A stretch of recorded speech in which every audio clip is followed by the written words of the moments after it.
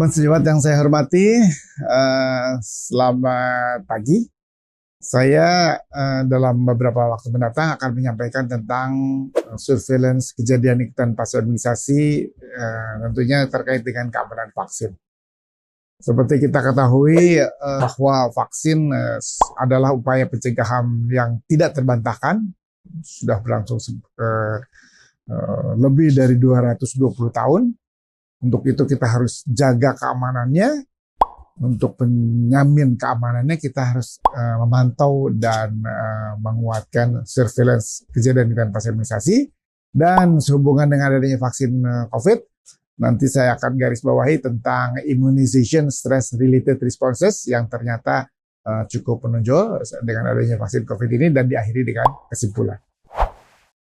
Vaksinasi dan imunisasi ya istilah yang sering dipertukarkan, namun pada prinsipnya sama.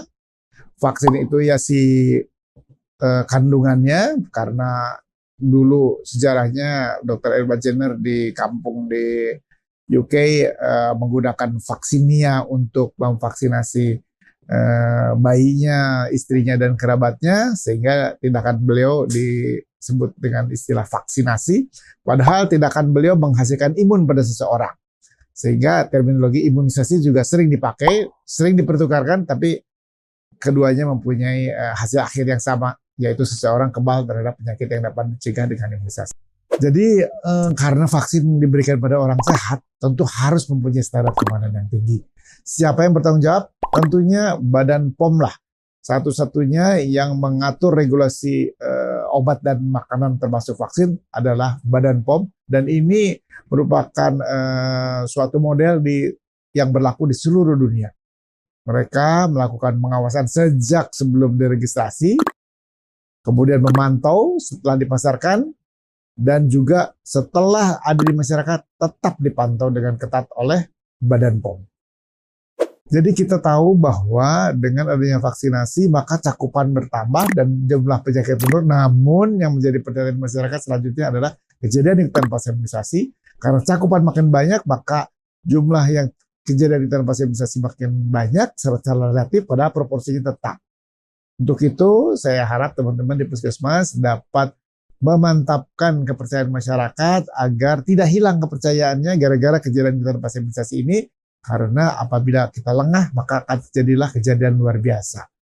Kalau teman-teman biasanya berhasil meyakinkan masyarakat, insya Allah kita akan kembali eradikasi penyakit. Karena telah beberapa bukti yang ada. Ya, selain tadi cacar, juga kan polio telah dieradikasi. Tetanus neonatal telah diimunisasi. Bentar lagi campak dan rubella dieliminasi pula.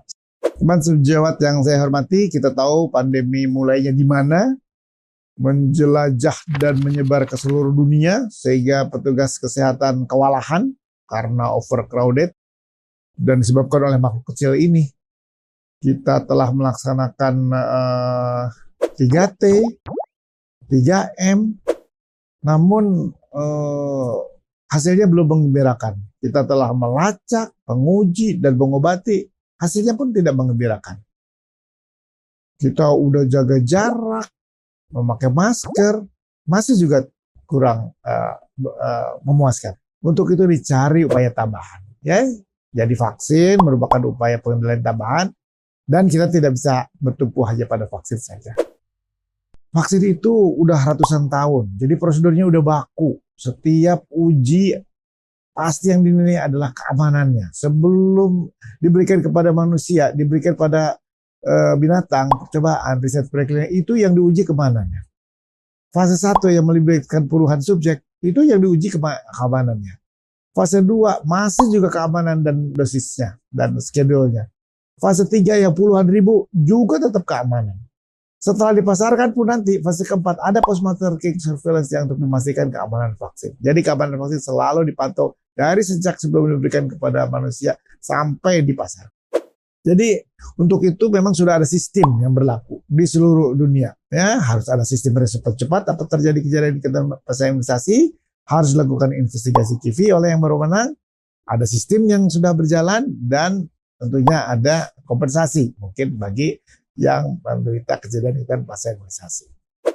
Jadi efektivitas vaksin itu, khususnya efektivitas vaksinasi COVID ditandai tentu mengurangi angka morbiditas, mengurangi angka mortalitas, dan juga tentunya mempercepat kekebalan masyarakat. Ya, dengan banyak yang diimunisasi, sumber penularan berkurang, maka lebih banyak atau yang tidak divaksinasi pun mendapat perlindungan. Dengan demikian, sistem kesehatan kita seperti yang tadi diberikan ilustrasi, kewalahan dapat cepat dengan pulih. Dengan demikian, keadaan ekonomi, dampak sosial akan cepat teratasi. Kejadian ikutan itu bukan hanya berupa kejadian yang terjadi, namun harus ada kaitannya. Sehingga itu kita bisa lihat di brosur atau di insert leafletnya ya. Reaksi simpang itu reaksi simpang yang terjadi berdasarkan hasil penelitian dari fase 1, fase 2, dan fase 3. Namun yang banyak terjadi adalah kejadian ikutan yang tidak ada kaitannya karena kesalahan prosedur, karena penyakit lain, karena genetik, dan lain-lain. Reaksi pada vaksin COVID tentu saja sama dengan yang lain. Reaksi lokal, reaksi sistemik, dan reaksi lain-lain, termasuk reaksi serius. Reaksi lokal tentunya di tempat suntikan, reaksi radang, demam, bengkak, nyeri, gatal. Reaksi sistemik menyeluruh, demam, nyeri otot, nyeri sendi, ya, mual, dan sebagainya. Reaksi serius tentunya bisa sampai shock anafilaktik. Dan bisa terjadi bukan hanya pada vaksin, shock anafilaktik bisa terjadi pada penisilin, pada makanan sekalipun bisa terjadi. Jadi kejadian ikutan pas imunisasi itu merupakan 3 kata kunci definisinya. Kejadian medik, setelah imunisasi, dan diduga berhubungan. Diduga, bukan pasti disebabkan oleh imunisasi. Untuk itu ada peraturan Menteri Kesehatan. Di sana menyebutkan bahwa setiap fasilitas pelayanan kesehatan berhak atau wajib melakukan pemantauan, ya, memastikan bahwa pasien itu aman.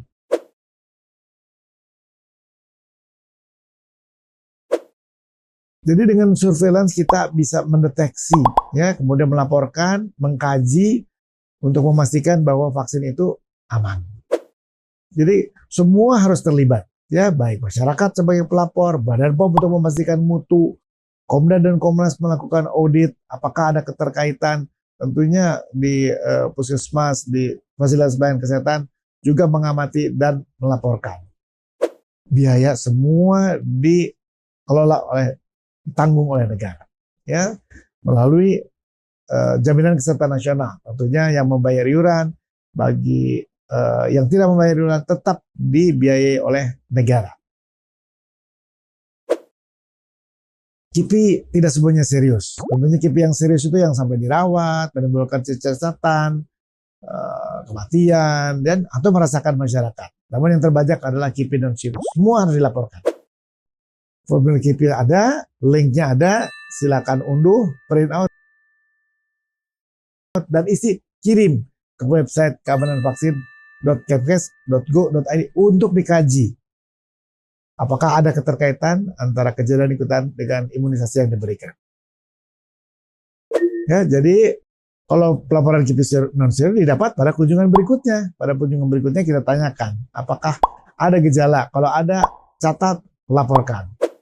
Ya, alur pelaporan terlalu secara berjenjang dari lapangan, puskesmas, kabupaten, provinsi sampai ke kami di tingkat nasional.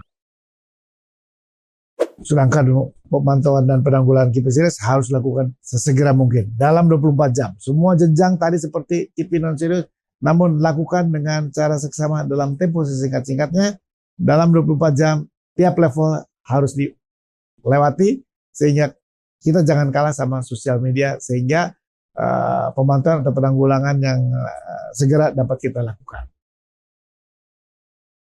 Jadi Dinas Kesehatan atau puskesmas berfungsi untuk melakukan investigasi awal, ya, berupa data dasar. Kemudian kita pastikan bahwa tidak terjadi kesalahan prosedur, standar-standar penyimpanan vaksin, cold chain, ya, lain sebagainya, sertifikasi, kompetensi harus kita investigasi untuk memastikan bahwa yang melakukan penyuntikan juga orang yang mempunyai kompeten dan diberi tugas khusus oleh pimpinan untuk melakukan imunisasi. Jadi setelah kita melakukan investigasi, merumuskan suatu hipotesis, kemudian disimpulkan Lalu tadi si KIPI harus dikaji oleh siapa? Oleh tim yang independen.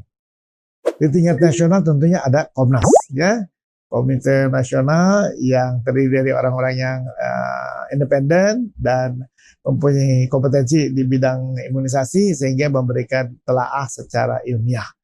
Karena luasnya negara kita, tentu di tiap provinsi ada, alhamdulillah di 34 provinsi telah ada Komda yang akan juga melakukan pengkajian.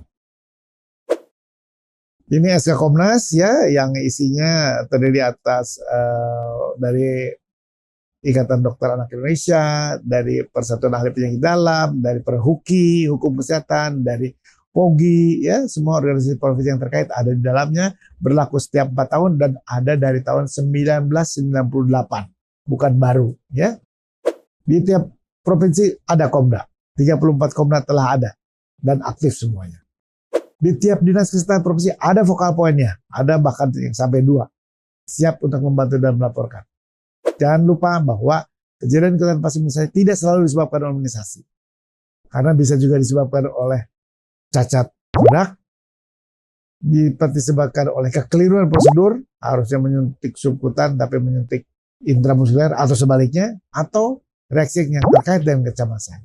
Namun yang terbanyak adalah kejadian kebetulan, ya, penyakit ada yang lain, namun selalu dikaitkan dengan imunisasi yang baru diberikan. Jadi tugas Komnas KIPI adalah mengkaji apakah ada kaitan, apakah benar atau kebetulan, ya.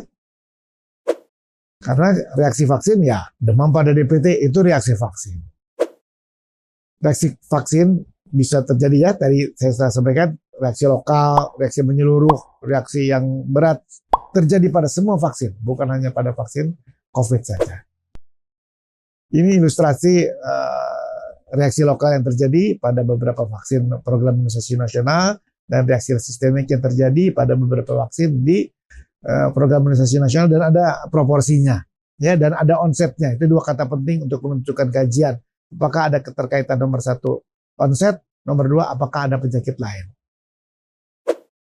Yang harus kita tekan sampai 0 adalah kekeliruan, ya. Lakukan prosedur dengan sebaik-baiknya, ya, ikuti pelatihan dengan sebaik-baiknya sehingga kita jangan sampai menjadi kekeliruan dalam melakukan prosedur tindakan medik ini. Ya, ini ilustrasi, ya. Tadi desinfektan tidak sempurna, ya, melakukan peletakan vaksin tidak semestinya, itu menyebabkan kejadian pasien imunisasi. Tidak ada indikasi kontra sebetulnya. Indikasi kontra hanya apabila memang alergi terhadap komponen vaksin, ya, atau sindrom imunodefisiensi primer, itu baru indikasi kontra. Yang lain ada di dalam leafletnya, dan sebetulnya yang lain warning atau precaution, ya, sebetulnya tidak ada indikasi kontra yang absolut. Yang ada tunda, ya, untuk dilakukan persiapan lagi. Jadi yang sekarang terjadi juga dengan vaksin COVID ini adalah KIPI yang terkait dengan kecemasan, ya, dan lebih banyak lagi koinsiden, tidak ada kaitannya. Yang kita takutkan tentunya shock anafilaktik, karena itu kenali shock anafilaktik karena terjadi di awal-awal setelah penyuntikan, kemudian ada perubahan sistem baik di susunan saraf pusat, di jantung, di paru, ya, di pencernaan. Nah, itu kenali. Karena kita harus tangani dengan secepat-cepatnya. Ya, ini adalah ilustrasi gejala apa yang muncul, kenali dan lakukan dengan segera. Tekanan darah selalu harus diperiksa kalau menghadapi keadaan shock anafilaktik untuk menentukan diagnosis dan tindakan. Ya, tentu posisi dan rujukan juga kita harus siapkan sebelumnya, dan kit anafilaktik harus kita sediakan. Ya, ini sudah ada di Permenkes tadi nomor 17 tahun 2000, nomor 27 tahun 2017. Ya, Balai POM tentunya tadi satu-satunya institusi yang mengawas keamanan vaksin dan bertugas untuk memeriksa toksisitas atau sterilitas bisa terjadi bila terjadi KIPI serius. Ya, jadi uji laboratorium akan dilakukan di laboratorium yang mempunyai kompetensi untuk memeriksa sampel vaksin, yaitu di Badan POM. Ini jumlah vaksin, kalau kita sampai terjadi kejadian ikutan fase ikutan yang serius, ya, yang harus dilaporkan pula bila terjadi kipi berkelompok, ya. Kalau ada beberapa kejadian di beberapa tempat, itu harus segera kita laporkan. Yang sekarang ada terjadi inilah, ya, immunization stress related response, bukan gara-gara komponen vaksinnya, namun gara-gara situasi vaksinasinya, ya. Ini sudah ada laporannya, ya. Ini respons terkait stres imunisasi, reaksi kecemasan yang bisa terjadi akut stress response, bisa terjadi vasovagal response, bisa terjadi neurological symptom reaction. Jadi bisa pingsan, bisa mual, bisa kejang, bisa penurunan kesadaran, ya. Tapi semuanya tidak memerlukan atau pada pemeriksaan menunjukkan semuanya gejalanya normal, ya, baik gejala maupun lab maupun pemeriksaan penunjang semuanya normal, ya. Meskipun penglihatan waktu awal terlihatnya menakutkan, namun semuanya berakhir baik. Jadi kadang-kadang terjadi juga kompleks regional pain syndrome, disuntiknya di mana, rasa nyerinya di mana, belum dipegang udah terasa sakit. Dan atau terjadi dissociative neurological symptom reaction itu kejang seperti epilepsi, padahal bukan, diperiksa EEG normal dan dalam 1-2 hari pulih, ya. Atau terjadi juga kejang berulang setelah imunisasi, itu juga bisa merupakan dari non epileptic seizures pada immunization stress related response. Lebih dari 50% kipi serius yang masuk berhubungan dengan immunization stress related response. Jadi kenali anafilaksis, kenali reaksi akut stres, dan kenali reaksi vasovagal dengan sikup supaya tidak memberikan tindakan yang tidak tepat. Ya, ini nanti dipelajari supaya kita dapat mendiagnosis dengan segera dan melakukan tindakan yang tepat sehingga pasien, alhamdulillah, semua yang anafilaksis dapat ditangani oleh teman-teman sejawat di lapangan sampai hari ini. Ya, jadi jangan juga panik, ya, menghadapi kejang karena mungkin itu gara-gara stres.